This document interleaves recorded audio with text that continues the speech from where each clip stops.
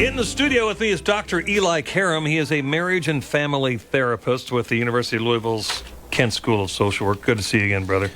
Good to see you, my friend. You guys offer some help with counseling, do you not? Yes, for couples and families.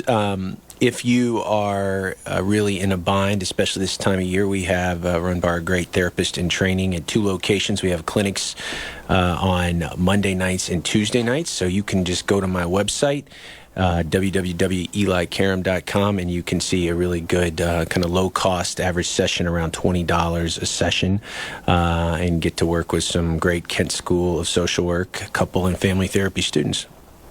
We were talking earlier, for those of you who didn't hear, about going someplace for Thanksgiving and etiquette that's important, those sorts of things. What about when there are people who are you're not on the best of terms with? They're nuisances, or they're just a loud person who wants to tell you about their politics right away in your face. That's right. These are the type of people you see every year, and you know that this is probably not, we say we can't pick our family. So these are people that you need some tolerance and acceptance skills to deal with. So the first one is to kind of categorize them. The person that always pushes food on you, and they get really offended if you don't like their food. You know people like that? Oh. And you gorge yourself, and you just don't want to eat the creamed spinach. But they want you to take a bite, yeah, and they are offended, and then you do take a bite, and it tastes like garbage, right. and then you have to say, more loved it. Well, right. Why don't you want, well, here, take a whole helping. No, I'm full. And these are usually the hosts. So the antidote to that is find something you do like that they made. And again, instead of being fake or focusing on what you don't like, or coming up with an excuse like you're suddenly gluten intolerant or you have an allergy, don't do that. Just find something that you do like there, and stock up on that, and compliment them preemptively on what you do like, and minimize what you don't like. So you have a lot of people that or pull a turkey leg out of your pocket and then just bite it. Just say, I'm already working on this. My mouth is full.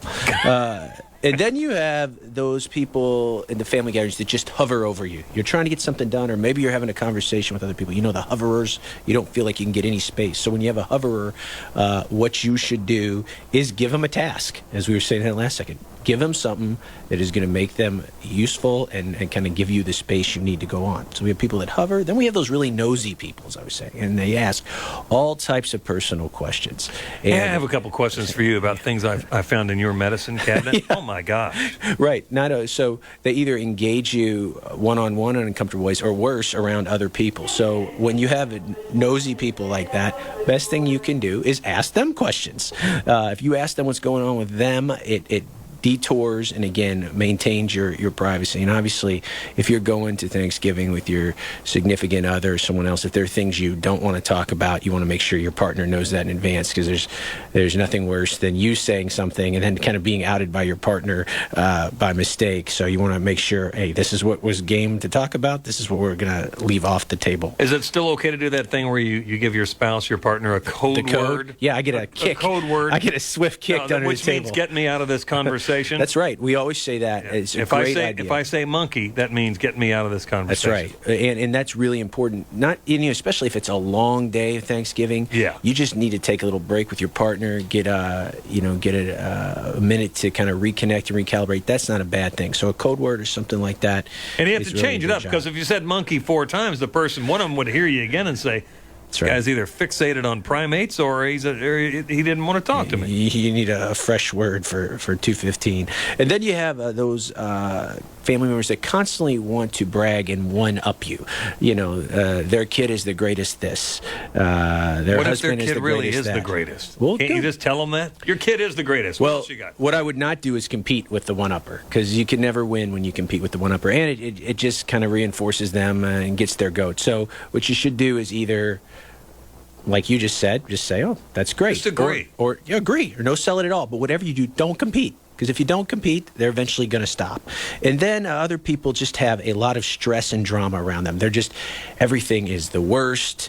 I guess they're the only people that have problems. They're the only people Nellies. Right. So again, that's the opposite of what you do with the nosy person. So when you have someone that keeps going on and on, start telling your own story. And in your story, tell them something positive. If they're focusing on the negative, you say something good what's going on with you, which quells their negativity. And then the last person in saving it is probably the family member that has too much alcohol, as we said again. So that's a difficult one to do because they can kind of embarrass you, themselves, other people. So a lot of people, in this my wife's large Italian family, we love to have some adult beverages, but what other families do or have people that have issues don't put out a lot of alcohol or have a watered down alcoholic drink. Or when pitcher Uncle to start Jimmy comes in, put him in handcuffs. That's right. Say, this is keep you away from the That's bar. right. Or like, don't give Jimmy the key to the liquor cabinet. There you go. All right, let's take 45 seconds here. You got There's it. a lot of negative news on terrorism.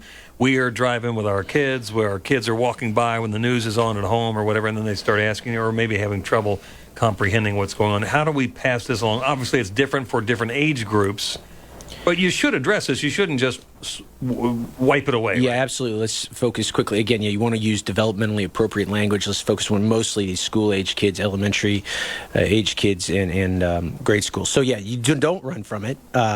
Obviously, ask them what they've heard and acknowledge their feelings. A lot of kids, school-age kids, mistake fact for fears. So you don't run from it. You don't blow it away. But you also don't be overly dramatic. And that's why you should ask them what they've heard at school, what they know, because you don't want to go into specific, great detail if that's not what they want to know. And if your drunk uncle starts tell him to shut up. That's right. And you want to let them know that basically, while this did happen, you want to talk about probabilities, and that generally they are safe and loved. You want to go back to these family routines, and you talk to them about a safety plan, both at their house and at their school. And you let them know that the world, while there are bad people, because kids see things in terms of a lot of times black and white, the good guys and the bad guys, that this is generally a safe and good place to be.